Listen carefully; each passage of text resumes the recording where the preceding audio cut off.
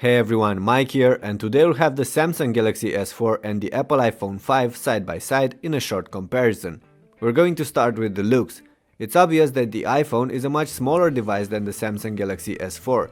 It's also significantly lighter, and because of that, it is going to be the more comfortable handsets for most of us, unless you have giant hands. For the rest of us, the iPhone is going to be easier to use with a single hand, but that's just one side of the coin. The overall design and build quality is another, and the iPhone 5 is a notch over the Samsung with its metal and glass body as opposed to the plastic used for the S4. It's true, Samsung upped the game over the S3 and now offers a hyper glazed design for the back cover, but it still feels a bit cheap and outdated compared to the iPhone and many of the other top smartphones of the moment. On the other hand, the iPhone does tend to scuff off easily, especially on the black version, so you will probably need a case for both these devices anyway. But the Samsung does gain points on other fronts. First, I do like the button layout, with the power button on the right, just where your thumb is, and the volume rocker near your index finger on the left. That if you're a righty. It's the other way around if you're a lefty. Then, the Samsung does offer more features than the iPhone, with a micro USB slot with MHL HDMI and an IR blaster on top, as opposed to the Lightning connector on the Apple handset.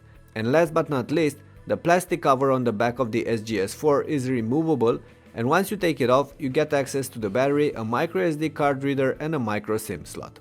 So in the end, the Samsung wins when it comes to features and utility, while the iPhone is more compact, lighter and easier to grab and use by the average person. It's up to you to pick what matters more for you. Moving on, the iPhone 5 sports a 4-inch screen with an IPS panel, while on the Samsung there's a 5-inch screen with a Super AMOLED panel. There's also a pixel density advantage for the S4 thanks to its 1080p screen, which means that texts, icons and fine details are going to be extremely sharp on this one.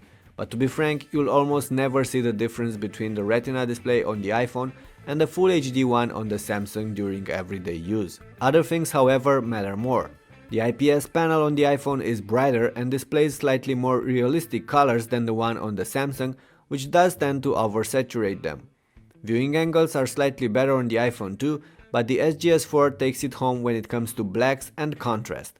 All in all, both screens are stunning, and each has its pros and cons. I should also mention that the S4 is using the latest super sensitive Gorilla Glass 3, which offers extra toughness and means that you will be able to use your phone with gloves or other objects, while the iPhone 5 is only covered by an older generation of Gorilla Glass. Above the screen there's the front camera and some sensors on the iPhone, while the Samsung does bundle a couple of extras there, with an IR sensor that enables gestures and a notification LED next to the standard camera and light sensor. Below the screen there's the classic home button on the iPhone and a physical button on the Samsung too, flanked by capacitive back and menu buttons just like on the S3 and their other top smartphones.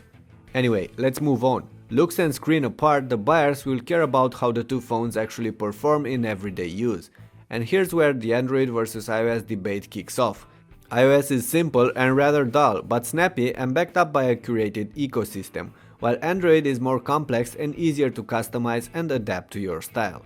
With the S4 though, that runs Android 4.2 Jelly Bean, Samsung did bring many of their own touches over the OS, starting with TouchWiz UI and continuing with all of their S apps and motion gestures.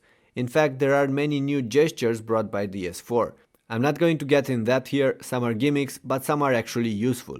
You should see my dedicated clip on motion gestures for more details about them. At the end of the day though, both these handsets are incredibly snappy and can deal with all sorts of content and tasks, from browsing to editing photos and videos, from chatting to playing the latest HD games. The powerful hardware inside the phone has a role in this. You can check now the specs of the two phones compared here, and while you'll notice that the S4 washes the floor with the iPhone on paper and even in most synthetic tests, when it comes to everyday use, the Samsung is still the one that gets sluggish sometimes, while the iOS powered handset does not. So this is not just a game of power, it's more.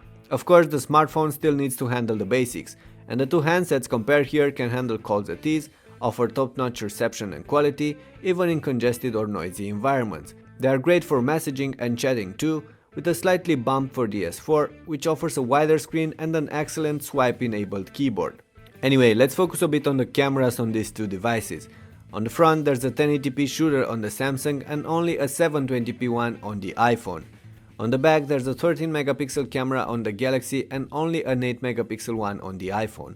But we shouldn't judge cameras by megapixels alone, we judge them by results. And while I've seen 13 megapixel shooters fail in the past, that's not the case here, as the camera on the S4 is capable of at least matching the one on the Apple device and even outmatching it in enough cases.